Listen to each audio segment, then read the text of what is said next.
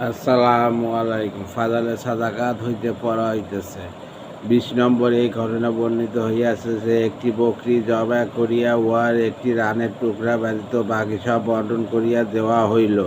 হুজুর সাল্লাল্লাহু সাল্লাম জিজ্ঞাসা করিলেন, কতটুকু বণ্টন করা হইয়াছে? আরজ করা হইল, একটি রান বাকি রহিয়া গিয়াছে এবং বাকি সব খরচ করা হইয়াছে। হুজুর সাল্লাল্লাহু সাল্লাম বলিলেন, রান ব্যতীত সবই বাকি রহিয়া গিয়াছে। এই ধরনের আরও অনেক হাদিস প্রথম পরিচিতি উল্লেখ করা হইয়াছে।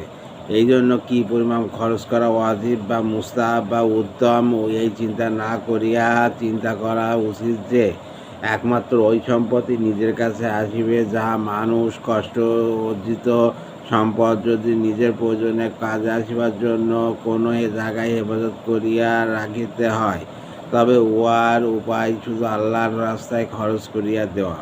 উহার লাভ আখিরাতে তো পাওয়া যাইবেই, দুনিয়াতে অনেক বেশি পাওয়া যাইবে। যেমন বালা মুসিবত দূর হওয়া এবং রোগ শোক হইতে সুস্থ থাকার মধ্যে সৎকা খয়রাতে অনেক দখল রহিয়াছে।